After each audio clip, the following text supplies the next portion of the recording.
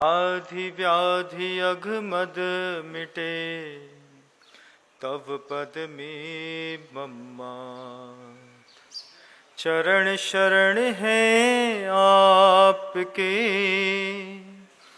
तारण तरण जहाज। भवदधि तट तक ले चलो, करुणा कर जिन राज। बोलिए आदि ब्रह्मा श्री आदिनाथ जी भगवान की, परम पूज्य आचार्य भगवंत गुरुदेव श्री विद्यासागर जी मुनि महाराज की, समस्त मुनि संघ की।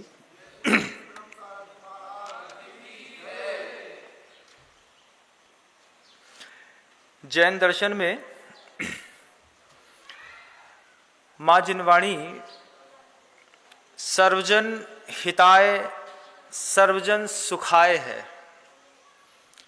ऐसा नहीं है कि वो सिर्फ जैन का हित करती है, वो अजैन का भी हित करती है। माँ जिनवाणी ऐसे सूर्य के समान है कि जिसके प्रकाश में दुनिया के सारे पदार्थ स्पष्टतः दृष्टिगोचर होते हैं। लेकिन बड़ी विडंबना है कि सूर्य का प्रकाश भी जगत में सबको अच्छा नहीं लगता। बहुत सारे ऐसे प्राणी हैं जो सूर्य के प्रकाश से अपने आप को निरंतर बचाने का प्रयास करते रहते हैं। उसमें उदाहरण में आप उल्लू को देखिएगा, सूर्य का प्रकाश बिल्कुल भी उसको अच्छा नहीं लगता। आप चमगादड़ को देखिएगा, दुनिया सूर्य के प्रकाश से भावित होती है, अपने आप को समृद्ध करती है, विकास को प्राप्त होती है। लेकिन दुनिया में सबको सूर्य का प्रकाश नहीं चाहिए। कुछ लोग ऐसे होते हैं जिनको अंधकार में जीने का आनंद आता है। दुनिया में भारतीय संस्कृति में कुछ ऐसे ग्रंथ भी हैं बंधुओं, जिन ग्रंथों में साफ साफ लिखा है मर जाना, रास्ता बदल लेना, लेकिन कभी भी दिगंबर जैन गुरुओं के प्रवचन मत सुनना। सुन करके पंचतंत्र की एक कहानी पढ़ी थी हमने बहुत पहले, उसमें लिखा है कि जैन साधु सबसे ज्यादा धूर्त होते हैं। धूर्त क्यों होते हैं? कि वे अपने शब्दों के माध्यम से आदमी को पूरा बदल देते हैं। मैं सोचता हूं कि वो सामने वाला जो व्यक्ति है वो मुझे मानता नहीं है, सामने वाला मुझे सुनना भी नहीं चाहता है, लेकिन उसके बाद भी सामने वाला हमसे भयभीत है। उसको इस बात का भय है कि सुनने से बदलाव होता है, और बदलाव होने पर आदमी धीरे धीरे पूरा बदल जाता है। ऐसे भी संसार में धर्म है। हमने तो पहली बार ऐसा ओरली सुना था कि ऐसा होता है, लेकिन जब पुस्तकों में पढ़ ही लिया, पंचतंत्र की कहानियों में स्पष्टतः जब उन्होंने दिगंबर साधु के बारे में ऐसी बात लिखी, बार बार एक ही चिंतन चलता रहा। मानते भी नहीं है, सुनते भी नहीं है, लेकिन भयभीत हैं। किस बात से? कि दिगंबर साधु के शब्दों से दुनिया बदल जाती है। लेकिन आज परिस्थितियां बहुत कोमल और विकसित हैं। प्रत्येक समय निरंतर आज दिगंबर साधु की जैन देशना जो है वो सिर्फ जैनों तक सीमित नहीं है, क्योंकि मेरे पास आने वाला दान, मेरे पास आने वाले व्यक्ति अजैन भी होते हैं। जब हम अभी पिछले साल ही नौगांव में थे, हमने देखा कि जैनों से ज्यादा अजैनों ने दान देने की होड़ लगा ली।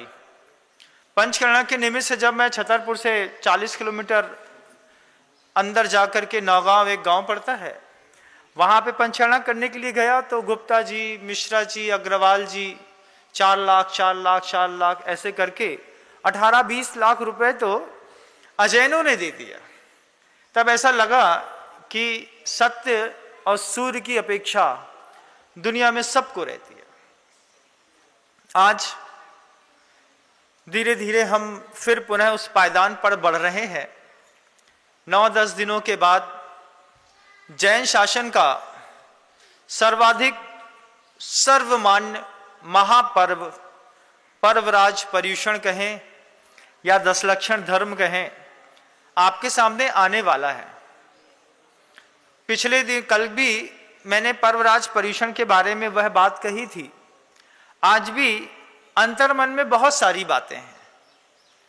कई बार ऐसा लगता है कि यहां से शुरुआत करें कि वहां से शुरुआत करें, लेकिन कहीं ना कहीं से तो अपने जीवन के विकास की गाथा लिखने के लिए हमको मां जिनवाणी के सूर की अपेक्षा तो रहती ही है। आप देखिएगा, कभी आपने किसी कुष्ठ रोगी को देखा हो। कुष्ठ रोगी के जीवन से जब शरीर पर कुष्ठ होता है तो कुष्ठ होने पर सबसे पहले उस स्थान पर संवेदनशीलता चली जाती है। कुष्ठ रोगी की चमड़ी संवेदनहीन होने लगती है। धीरे धीरे धीरे धीरे करके शरीर पर जैसे जैसे कोढ़ फैलता है, ठंडे गर्म पानी धूप छांव किसी भी चीज का कोढ़ी व्यक्ति को एहसास नहीं होता।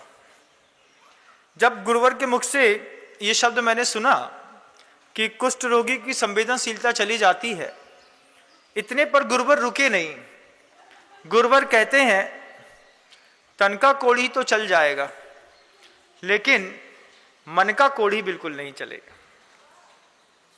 मन का कोढ़ जिनवाणी में क्या है कि शब्दों की संवेदनशीलता से धीरे धीरे हम दैनिक चर्याओं में ऐसे ऊपर उठ जाते हैं कि संवेदनशील भाषाओं को पूरा का पूरा खो चुके होते हैं। जब यह पर्वराज पर्युषण आपके सामने 8-9 दिन के बाद आने वाला है, उसके पहले अगर आपको ऐसा लगे कि जैसे दीपावली की पहले सफाई की जाती है, जैसे दूसरे पर्वों की आप पहले से अनुकूलताएं बनाते हैं, तो दूसरे पर्व तो पर्व हैं, लेकिन इसके लिए तो आपने एक संबोधन दिया है, पर्वाधिराज। जब आपने खुद कहा है कि पर्वों में भी सबसे ऊंचा पर्व है, तो इस इतने ऊंचे पर्व की प्रभावना कितनी ऊंची होनी चाहिए, एक बार आप अपने आप में देखिएगा। जैन दिगंबर हो, श्वेतांबर हो, स्थानकवासी हो, मूर्ति पूजक हो, तेरापंथी हो, मंदिर मार्गी हो, सोनगढ़ी हो, वो चाहे 20 पंथी हो, प्रत्येक भगवान महावीर के ऊपर विश्वास रखने वाली प्रत्येक आत्मा इस पर्वाधिराज पर्युषण पर्व को अपने अपने ढंग से मनाती है। श्वेतांबर बंधुओं के अभी 1-2 दिन में शुरू होने वाले हैं। हमारे शुरू होंगे और उनके एक दिन पहले खत्म हो चुके होंगे बंधुओं। उनके 8 दिन के पर्युषण होते हैं, हमारे 10 दिन के 10 लक्षण होते हैं। श्वेतांबरों में इस पर्वाधिराज को पर्युषण संज्ञा घोषित है और दिगंबर जैन शासन इसको 10 लक्षण धर्म कहता है। आपको लेकिन उस 10 लक्षण धर्म की शुरुआत से पहले अपने अंतर मन से उस भाव को जागृत करिए कि जब मुझे पर्वाधिराज 10 लक्षण धर्म में अपने आप को शामिल करना है, उसमें जीना है, स्वयं का परिष्करण करना है, तो महाराज कहते हैं कि तन का कोढ़ी चल जाएगा, लेकिन मन का कोढ़ी बिल्कुल भी नहीं चलेगा। मन का कोढ़ क्या है महाराज? अपने ही भाई को देख करके 24 घंटे जब हमारे अंदर ईर्ष्या और जलन होती रहती हो, अपने ही पुत्र के बारे में पिता के मुख से जब बुरे शब्द निकलते हो, दुर्भावनाओं के विचार निकलते हो, एक ही घर में रहने के बावजूद, एक ही व्यक्ति के हाथ का बना भोजन खाने के बावजूद, करने के बावजूद, जब हम अपने मन से अपने ही परिजनों के लिए अनिष्टकारक वाइब्रेशन बाहर करते हैं, ये जीवन में मन का कोढ़ है। जब इस बार आप 10 लक्षण धर्म मना रहे हो, उसके पहले अपने घर के अंदर एक क्षमा वाणी का कार्यक्रम बना लीजिएगा। बोले भैया 10 लक्षण आ रहे हैं, अब हमें निर्विकल्प होकर के धर्म ध्यान करना है और बड़े वाले मौड़ा से हमारी बन नहीं रही, तो उसको एक दिन बुला लो, बुला करके बैठाओ पास में, बोलो, अपन दोनों साथ में भोजन करते हैं। साथ में भोजन करने से एक दिन 2 दिन बुरा लगेगा, थोड़ा अटपटा भी लग सकता है, लेकिन तीसरे दिन ऐसा लगेगा कि अब 10 लक्षण हमारे बहुत सरलता से हो जाएंगे। क्योंकि कल मैंने कहा था, टार्चर होना और टार्चर करना दोनों हिंसा है। आज वह पुनः बात कर रहे हैं कि अगर मन का कोड़ हमारे परिवार वालों के लिए ही हमारे अंदर फलीभूत है, मन का कोड़ मंदिर जाते हैं, वेदी में किसी दूसरे पुजारी को देख करके अंदर ही अंदर बहुत ज्यादा ईर्ष्या या डाह का भाव होता है, उसके बारे में कुछ अपशब्द या बुरा सोचते हैं, इस तरीके से तो 10 लक्षण धर्म की सार्थकता बिल्कुल भी सिद्ध होने वाली नहीं है। जहां जहां भी हमारे मन से किसी के प्रति ऐसे शब्द निकलते हैं, वर्गणाएं निकलती हैं, बुरा विचार निकलता है, अनिष्ट चिंतन निकलता है, उन सारी चीजों को 10 लक्षण धर्म शुरू होने के पहले, मतलब आषाढ़ भादो शुक्ला की ये जो पंचमी आती है, इस पंचमी से पहले आप अपने अंतर मन के कोड़ को पहले मिटाने का प्रयास करिएगा। तन का कोड़ी, तन की संवेदनहीनता फिर भी औषधि के माध्यम से इलाज देकर के ठीक करी जा सकती है, लेकिन अगर हमारा मन संवेदनहीन हो गया तो आप कभी सोचिएगा, ऐसे कितने वर्षों, कितने जीवन में हमने 10 लक्षण धर्म मनाए होंगे, लेकिन एक भी 10 लक्षण धर्म की सार्थकता सिद्ध न हुई। जब आप खुद कहते हैं कि पर्वराज है, पर्वाधिराज है, अच्छे अच्छे पर्वों का भी ये अधिष्ठित ऊंचा हुआ पद में बैठा है, इसकी प्रभावना क्या है संसार में? किसी भी पर्व की प्रभावना क्या है? दूसरे धर्म के लोग होते हैं, वो अपने किसी भी आयोजन की ऐसी प्रभावना करते हैं कि जैसे ही आप बोलते हैं दशहरा आने वाला है, तो शब्द तो दशहरा निकलता है, उसके पहले के 9 दिनों में नव दुर्गा दिखाई देने लगती है। आपको किसी दूसरे पर्व की बात याद दिलाएं, होली की बात ही कर दो, तो पहले से होलिका और प्रहलाद की कहानी दिमाग में झूम जाती है, जैन को भी झूम जाती है और अजैन को भी झूम जाती है। लेकिन जब आप पर्वाधिराज की ऐसी महती प्रभावना, कभी आपने विचार ही नहीं किया कि अनादिकालीन यह शाश्वत धर्म, उस सर्पणी और अवसर्पणी काल की जब कभी भी शुरुआत होती है, 49 दिनों की बारिश के बाद जब जैसे ही सुवृष्टि होना शुरू होती है, उसी दिन से यह पर्वाधिराज के प्रारंभ होते हैं बंधुओं। और अंतर मन में यह भाव है कि हम 5 पूजा करके, शुद्ध भोजन करके और ये 10 लक्षण धर्म मना लेंगे, इतने मात्र में 10 लक्षण धर्म की सार्थकता सिद्ध नहीं हो जाती। किसी और के मन के अंदर भी देखिएगा, लगे कि हमारा पड़ोसी मन का कोड़ी है और उसने मेरा उद्बोधन नहीं सुना है, लेकिन आपने सुन लिया, तो पड़ोसी को बताइएगा, पड़ोसी से बोलिएगा, भैया पर्यूषण आ रहे हैं, पहले घर में बोलचाल ठीक कर लो, तुम्हारे छोटे भाई से नहीं बने, पिताजी से नहीं बने, बड़ी बहू से नहीं बने, भतीजा से नहीं बने, पहले ठीक कर लो। ठीक करने से दोनों का धर्म ध्यान 10 दिन तक बहुत अच्छा हो जाएगा। नहीं ठीक होने पर फिर वही दिक्कत, अब बे मंदिर जाएं कि हम जाएं, बे खाएं कि हम खाएं, बे कासन करें कि हम करें, सब बे ही कर ले हैं का। आवाज आती है घर में कि नहीं आती? आती है। इस आवाज को, मन के कोड़ को थोड़ा सा दूर करें, वचन के कोड़ों को भी दूर करने का प्रयास करें कि 10 दिन पहले से, जैसे ओलंपिक खेलने से पहले प्रैक्टिशनर निरंतर 10-10, 15-15 साल तक प्रैक्टिस करते रहते हैं, फिर नैनो सेकेंड्स में जीतते हैं और अरबों कमाते हैं। 0.23 सेकेंड से जीत करके कोई आदमी 90 करोड़, 120 करोड़ और 100-200 करोड़ कमाता है। बोले बस 3 सेकेंड से जीता। 3 सेकेंड से जीतने के पीछे 15 साल प्रैक्टिस, 3 सेकेंड की जीत और 15 साल का पूरा आउटपुट एक बार में सीधे 200 करोड़। जब कोई एथलीट जीतते हैं तो सिर्फ एक चांदी का, सोने का या ब्रास का मेडल नहीं मिलता, उसके पीछे बल्क में कैश भी मिलता है, गोल्ड भी मिलता है, दुनिया भर की और भी सुविधाएं मिलती हैं, बड़े बड़े तोहफे मिलते हैं। सब के सब एक प्रोफेशनल वर्क के पीछे पूरा एक माइंडसेट रहता है कि भले 3 सेकंड से जीतना है, लेकिन प्रैक्टिस 10-10, 15-15 साल से निरंतर चलती रहती है। आप कभी सोचिएगा कि जब पड़ोसी के यहाँ का आप किसी के मन का कोढ़ दूर कर पाए, इसको साधर्मी वात्सल्य कहते हैं। ये साधर्मी वात्सल्य क्या कहता है कि हमारे घर का वातावरण ठीक है, हम थोड़ा सा अपने पड़ोसी के घर के वातावरण में प्रवेश करके उसका वातावरण भी थोड़ा ठीक कर दें, और ठीक करने पर आपको तो उसका भी पुण्य मिलेगा और अपना पुण्य तो मिल ही रहा है। दूसरे, वचन का कोड़ी, वचन का कोड़ी भी है। आप लोग भी होंगे घर के अंदर, जब चकार मकार की भाषा चलती है, ए बेते करते हैं, या फिर कुछ और बड़ी बड़ी गालियां जो मंत्रों के जैसी पढ़ते हैं, जैसे यहाँ पे हम स्वस्ति मंगल पाठ पढ़ते हैं, ऐसे मैंने कई बार रोडों में देखा, एक के बाद दूसरे के बाद तीसरी, फिर चौथी, फिर पांचवी, फिर छठवीं, लगातार back to back back to back.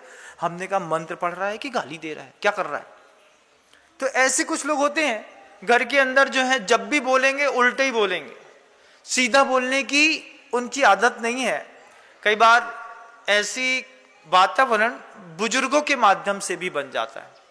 55 साल के, 50 साल के, 60 साल के, 70 साल के दादाजी हैं, पापा जी हैं, ससुर साहब हैं, वो निरंतर गाली दे करके, फालतू की बातें कह करके, बुरा कह करके या अपमानित करके अगर जीवन जीते हैं, तो बोलिएगा उनको भी कि पर्वराज पर्यूषण आने वाले हैं।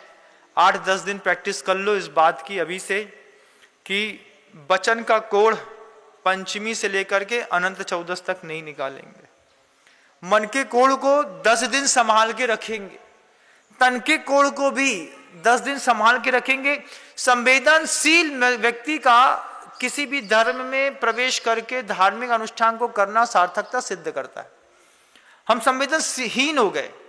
इतनी सी कृपा करो 10 दिन के लिए कि अपने परिजन और अपने आश्रित व्यक्ति का हर तरीके से सहयोग करेंगे। आपके परिजन, आपकी फैमिली है, मां है, बहन है, बेटी है, भाई है। 10 दिन का संकल्प इस बात का कि जो मेरे परिवार के लोग हैं और जो मेरे आश्रित रहते हैं, आपकी दुकान में 15 नौकर काम करते हैं, 25 नौकर काम करते हैं, 50 नौकर काम करते हैं, उनको भी इस बात का एहसास हो कि 10 दिन तो सेठ जी का पर्यूषण आने वाला है। न सेठ गाली देगा, न सेठ कुछ बुरा बोलेगा, आओ तो ठीक, नहीं आओ तो ठीक, ज्यादा चिल्ला चोट नहीं मचाएगा, क्योंकि वो अभी साधु पुरुष बन के घूम रहा है 10 दिन तक। 10 दिन तक तो कुछ नहीं करना। अपने आश्रित को भी सहयोग देने की भावना के साथ, ये प्रभावना है। आपको लगता है कि इससे कोई फर्क नहीं पड़ता, लेकिन ये बहुत बड़ी प्रभावना है। कैसी प्रभावना है कि अभी तो सिर्फ सब्जी वाले को फर्क पड़ता है कि जैनियों के पर्यूषण आए, तो जब आपके घर में काम करने वाले आश्रित लोगों को पता चले, आपकी गाय बैल भैंस को भी पता चले, आपके घर में रहने वाले अन्य पशुओं को भी पता चले कि भैया आज सेठ जी का पर्यूषण चल रहा है। भूसा तो रोज खाने मिलता है गाय को, लेकिन थोड़ा सा संकल्प हो कि 10 दिन तक जो है तुमको भी अच्छा मिलेगा, क्योंकि हमारे पर्यूषण चल रहे हैं। गाय भी उछल जाएगी, गाय भी बोलेगी ये अच्छे जैनियों के पर्यूषण, कम से कम दलिया मिल रहा है, खाने को अच्छे चावल मिल रहे हैं, दुनिया भर की चीजें मिल रही हैं। गाय भी ऐसी नहीं है कि बाहर की है, आपकी खुद की गाय है, जीवन से भूसा खिलाते आए। जब गाय बच्चा जनती है तो आप कैसे उसको 10, 12, 15 दिन तक बड़ी बड़ी गंजियों में दलिया देते हैं, थोड़ा तेल इत्यादि देते हैं, गुड़ देते हैं, तो उनको भी पता चले।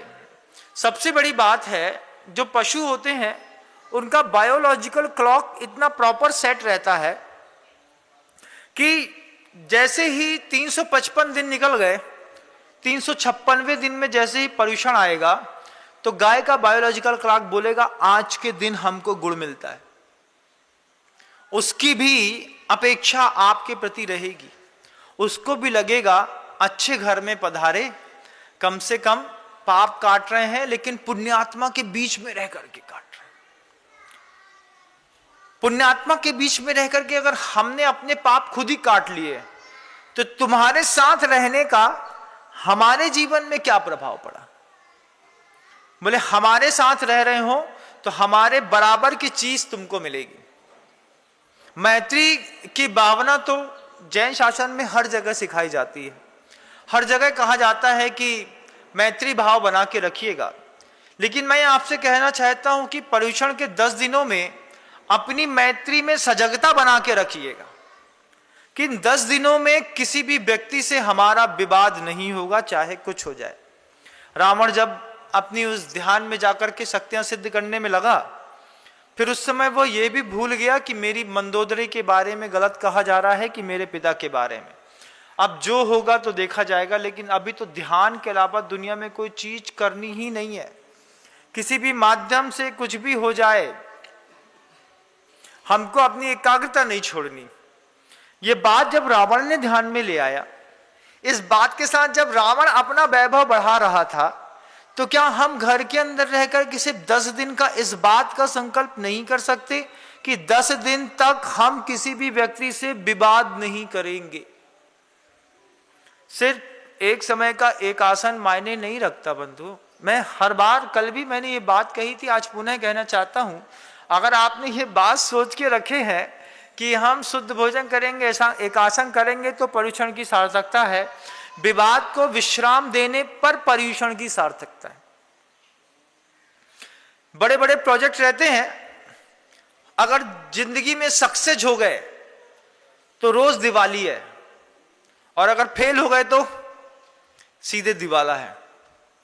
ये पर्वराज पर्युषण के पर्व आपकी जिंदगी में 50 बार आए होंगे, लेकिन देशना आपने कुछ इस विचारों के साथ हो सकता है पहले ना सुनी हो कि ये पर्वराज पर्युषण आपके लिए दिवाली बनकर के आए, आपका दिवाला निकालने के लिए ना आए कि बाद में केवली और सिद्ध परमेष्टि की आत्मा भी इस बात को सोचती हो कि देखो तो इसने अपनी जिंदगी का 1 वर्ष पर्वाधिराज में फिर उसी तरीके से निकाल दिया।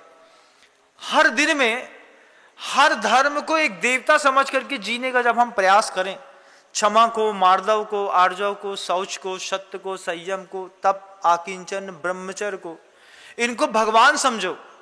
भले एक दिन का भगवान समझो, लेकिन भगवान समझो कि आज मुझे क्षमा भगवान की पूजा करनी है, आज मुझे मार्दव भगवान की पूजा करनी है। और स्वयं का परिष्करण करो। अपने परिष्करण के लिए, अपने जिंदगी के सुधार के लिए पर्वराज पर्युषण बार बार हमारी जिंदगी में आते हैं और चले जाते हैं। लेकिन जब हम झूठ का, कसाय का, लोभ का, इन 3 पापों का तो त्याग किए बिना नहाए जैसे कोई मंदिर में चला जाए और फिर धोती दुपट्टा पहन ले, चेहरे से दिखे, कहे भैया तुम नहा के नहीं आए, 16 तो पहन के आए, 16 पहनने से पहले नहाने भी पड़ा थे भैया। अरे भैया कल शाम को रात में 9 बजे गए थे घर में, बहुत गर्मी थी, पहले नहाओ, नहा के सोए अच्छे से, ठंडी से, रात्रि में नहा के सोए थे। अब सुबेरे नहीं नहाना पड़ेगा क्या? नहाना पड़ेगा ना, नहाना पड़ेगा। तो जैसे शुद्धि के वस्त्र पहनने से पहले आदमी को स्नान करना जरूरी है, ऐसे ही पर्वाधिराज पर्युषण पर्व को मनाने से पहले आदमी को अंदर से भी नहाना जरूरी है। अब हम अंदर से नहाने का कोई भी काम ना करें और बाहर 16 के वस्त्र पहन करके दिमाग में बस ये बात बैठी रहे कि भैया अब तो जय जयनाथ परम गुरु होए, 16 कर्ण भावना भाई, सो तीर्थंकर पदवी पावे, और ये वो दुनिया भर की चीजें, सब चीज।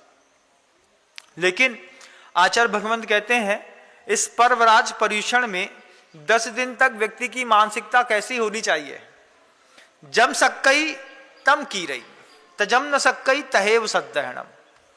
आचार्य भगवंत बार बार इस बात को कहते हैं कि 10 दिन तक हमारी मानसिकता ऐसी हो कि जितना हो सकता है, जम सक्कई तम की रही, उतना तो मैं करूंगा।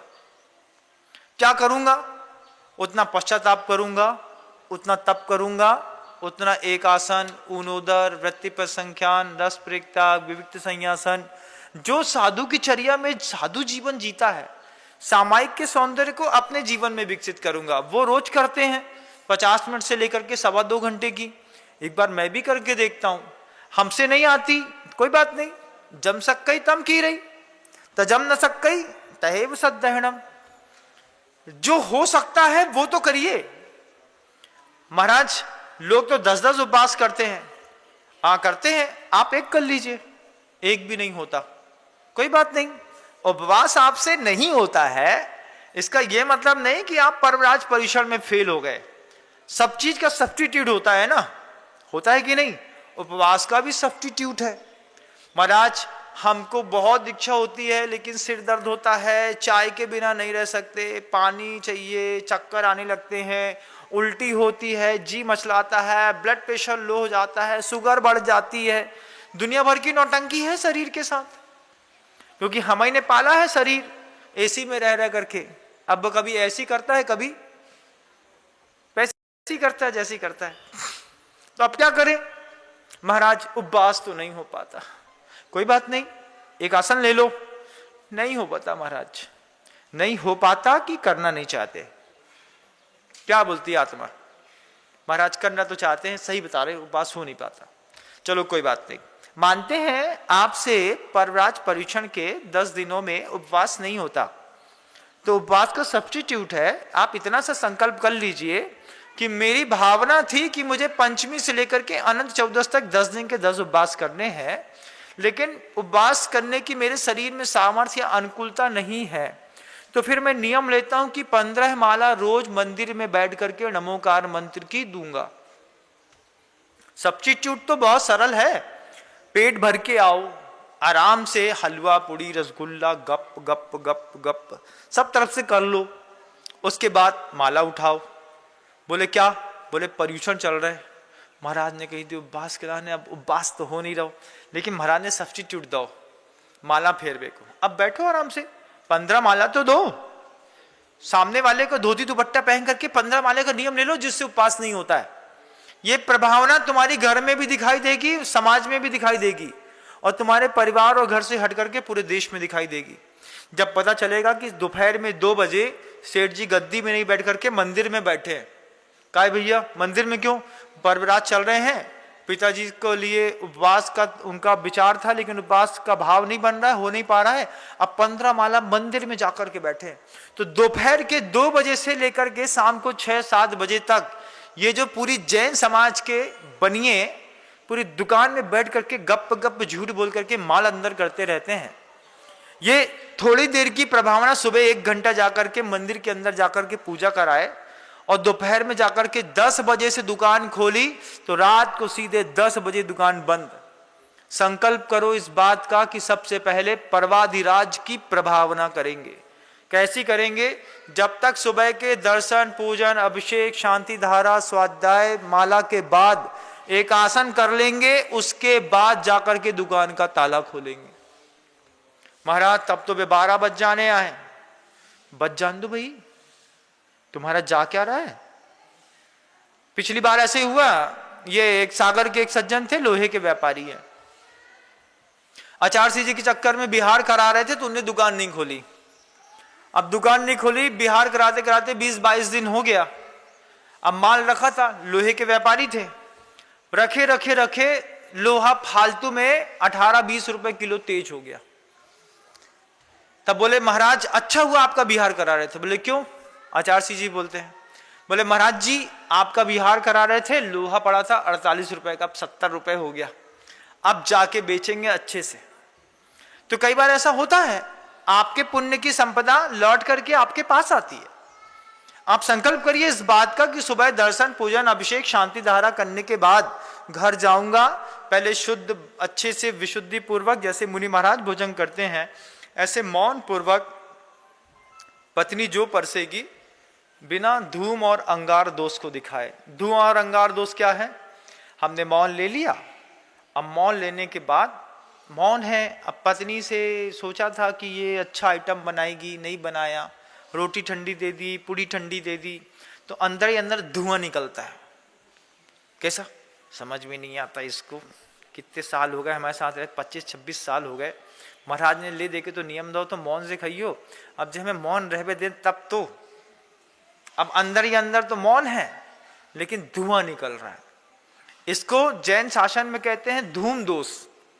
साधु के लिए कहा, चौके में जाता है, चौके में जाने पर उसने दाल ली, लौकी की सब्जी ली, रोटी ली, मुंह में डालने में पता चला कि रोटी कच्ची है, थोड़ी सी लौकी भी कच्ची है, दाल बिल्कुल ठंडी है।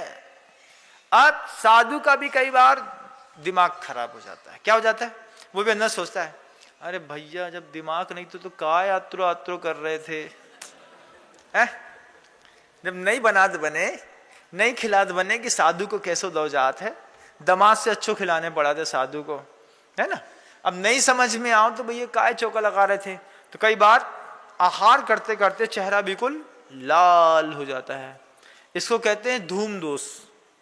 और अंगार दोष क्या है, अब उस समय साधु बोल तो सकता नहीं। अंगार दोष आप भी समझिएगा इस बात को, और 10 दिन तक उपयोग करके देखिएगा कि मौन पूर्वक संकल्प लीजिए कि हम मौन से भोजन करेंगे, पत्नी से कुछ नहीं मांगेंगे, उसको जो देना है दे देगी, और जो हमको खाना होगा हम खा लेंगे, बाकी अलग करेंगे और उठ जाएंगे। मनपसंद मिल रहा है ना, नहीं भी मिल रहा है तो आपकी पत्नी है। जब 30 साल में नहीं समझ पाई तो अब तुम्हारे बोलने से खाक समझ जाएगी। 24 घंटे साथ में रहती है और अभी भी नहीं समझ पाई कि मियाँ जी को क्या चाहिए, तब क्या खाक समझेगी। तभी भैया मौन है। महाराज कहते हैं मुझे ना मन का कोड़ी बनना है, ना बचन का, ना तन का। मौन से भोजन कर लिया तो अब धूम दोष नहीं दिखाना। और धूम के बाद है एक अंगार दोष। अंगार दोष क्या है कि जब धुआं पूरा सुलग जाता है, आहार पूरा हो गया। अब जैसे मुनि महाराज अपने उपाश्रम में आके बैठे, सावक ने पूछा महाराज आहार अच्छे हुए? तुमने दिमाग खराब कर दिया, इतना कड़वा अनार का रस था, ऐसी ठंडी दाल थी, रोटी कच्ची थी, ये था वो था, पूरी गाना गा दिए। और फिर ज्यादा गुस्सा आई तो तेज में चिल्ला भी दिए। जब नहीं समझ में आता है तो चौका मत लगाया करो, समझे, कल से बंद कर दो चौका, ऐसा बोल दिया। मान लो किसी साधु के मुख से ऐसे शब्द निकल गए, इसको कहते हैं अंगार दोष। तो आप लोगों के यहां भी ऐसा होता है, भैया बड़ी मजबूरी में मौन से भोजन तो कर लिया, लेकिन बाद में बोले उतने हमारा मौन थो तुम्हें समझ में नहीं आ रही थी का कि अरे सोचो थोड़ा सा, आधे घंटे से थके थे, वो ठंडा चावल दिया, अरे कम से कम 2 पापड़ दे देती, थोड़ा नमक अचार दे देती, तनिक भी बुद्धि नहीं है। अब ये बचन का कोड़ी, समाई छोड़े गुड़ की गुबेली कुत्ता खाए, समाई छोड़े कुत्ता भगाओ तो समाइक जाए, समाइक पकड़े रहो तो गुड़ की भेली जाए। बड़ी मुसीबत है। अपने जीवन में भी देखिएगा, अभी आपके सामने सब कुछ स्पष्टता परिलक्षित हो रहा है, धीरे धीरे आने वाला है। मैं 8-10 दिन पहले इसलिए बता रहा हूं कि 10 दिनों में ये बात पूरी सर्कुलेट होकर के जैन समाज के प्रत्येक परिवार के एक सदस्य तक तो पहुंच ही जाएगी, मेरा पूरा विश्वास है। तो कम से कम घर में चर्चा हो, घर घर चर्चा रहे धर्म की। धर्म की चर्चा क्या है, साथ में बैठ करके पूर्व भूमिका नवयोग भैया महाराज ने बोली मौन से भोजन करना है, उपवास नहीं हो पाए तो 15 माला फेरनी है, एक आसन करने के बाद ही सुबह की दुकान खोलनी है। ये फैलाव करो, बढ़ाओ, फैलाव करो इस बात का कि क्षमा धर्म के दिन सबसे पहले दिन आपके मूलनायक भगवान का जो अभिषेक होगा उसकी शांति धारा का पैसा मंदिर जी के अंदर नहीं जाएगा। और हर वेदी में एक बड़ी बड़ी बोली लगाओ, अच्छी बोली लगा करके साधर्मिक भक्ति और साधर्मिक वात्सल्य का एक अच्छी प्रभावना करो। हमारे पूरे के पूरे नगर में जो सबसे कमजोर जैन परिवार है उसको अध्यक्ष मंत्री कोषाध्यक्ष मिलकर के उसका मकान बनाएंगे। कोषाध्यक्ष अध्यक्ष मंत्री मिलकर के पैसा इकट्ठा हो गया, शांति धारा की बोली लगाओ, बोलो 15,000, 25,000, 50,000, 1 लाख, 2 लाख, 5 लाख, ऊपर तक जाओ। हर वेदी में 14 वेदी हैं, 14 वेदी के बड़ी शांति धारा की एक शांति धारा करो। पूरा का पैसा उठाओ, उठा करके चुपचाप किनारे कर दो, और किनारे करके अध्यक्ष मंत्री कोषाध्यक्ष को बोल दो ये पैसा मंदिर जी के उपयोग में नहीं आएगा, ये पैसा साधर्मिक वात्सल्य में प्रयोग में लाना है। साधर्मिक वात्सल्य क्या है, उसके लड़के के पास पहनने को कपड़ा नहीं है, उसकी फीस नहीं भरी जा पा रही है, वो ठेला लगाता है, वो दुकान ठीक नहीं कर पा रहा है, उसकी पत्नी का घर के अंदर स्वास्थ्य ठीक नहीं है, उसको इलाज के लिए पैसा देना है। पहले दिन ही साधर्मिक वात्सल्य में पूरा पैसा शांति धारा का जाने दो। देखिए पर्वराज पोषण बनाने का आनंद 1000 गुना हो जाएगा। इसको प्रभावना कहते हैं। और सिर्फ जैन ही नहीं, अजैन में भी हो सके तो अजैनों के बीच में भी लगे कि हमारा पड़ोसी अहिंसक है, शुद्ध धर्म का पालन करता है, वैष्णव है, ब्राह्मण है, वैदिक है, सनातनी है, लेकिन अपने आप को उठा और विकसित नहीं कर पा रहे हैं। हमारा साधर्मी वात्सल्य बनता है। हमारा पर्वराज पोषण पर्व आ रहा है, भाई साहब आपके मकान को हम व्यवस्थित कर देते हैं। इस तरीके के प्रभावना से, इस तरीके के दान से सिर्फ मंदिर निर्माण, हॉस्पिटल निर्माण नहीं बंधुओं, न धर्मो धार्मिकायर बिना। किसी घर की बच्ची शालीन है, सभ्य है, किसी घर की बच्ची के अंदर बहुत सारी योग्यताएं हैं, इस पर्वराज पर्युषण के पहले दिन में उसकी योग्यताओं को, टैलेंट को डायरेक्शन मिल जाए, थोड़ी और अच्छी व्यवस्था मिल जाए, तो इस पर्वराज पर्युषण की और बड़ी बेहतरीन सार्थकता हो सकती है। 30-35 मिनट में बोल गया, शब्दों को विराम देता हूं, कल फिर बोलूंगा, बोलना छोड़ूंगा नहीं, क्योंकि मैं जानता हूं जनता ने मुझसे कह दिया है आप बोलिए, हम अपनी पूरी जिंदगी बदल लेंगे। हर आदमी को तलाश रहती है कि कोई वक्त से पहले हाथ पकड़ के गाइडेशन दे दे, आप महाराज श्री बता दीजिए क्या करना है, कैसे करना है, और हम करते चले जाएंगे। और एक्चुअल में मैं मानता हूं कि देश विदेश में जितने भी जन समूह मुझे सुनता है, वो इस बात को कॉपी पेन में नोट करिएगा, इस बात को कि कल की स्पीच में मैंने कौन कौन से इंस्ट्रक्शन दिए थे, आज कौन सी स्पीच में कौन कौन से इंस्ट्रक्शन दिए हैं। हो सकता है अगली बार प्रतियोगिताओं में ये प्रतियोगिता भी शामिल हो सकती है कि पर्वराज पर्युषण मनाने से पहले क्या क्या करना है, क्या क्या करना चाहिए। रिजल्ट कभी भी निकल सकते हैं, इनाम कभी भी मिल सकते हैं, आपकी प्रभावना कभी भी हो सकती है। अपने विचार को समृद्ध करिएगा। पर्वराज पर्युषण अभी 10 दिन है, अच्छे से डिस्कस करिएगा, आपस में मेल जोल बढ़ाने की कोशिश करिएगा और प्रार्थना करिएगा कि मन का, तन का और वचन का, तीनों का कोढ़ी इस पर्वराज पर्युषण से पहले अपने कोढ़ को शांत करके धैर्य पूर्वक अपने इस पर्युषण पर्व को मना सके। आपका जीवन समृद्ध हो, ऐसी मंगल भावनाओं के साथ गुरुदेव श्री विद्यासागर जी महाराज। जा वाणी के ज्ञान से सूझे लोकालोक, सो वाणी मस्तक नमु सदा देत हूँ धोख। हे जिनवाणी भारती तो है जपो दिन रैन, जो तेरी शरणागहे सो पावे सच।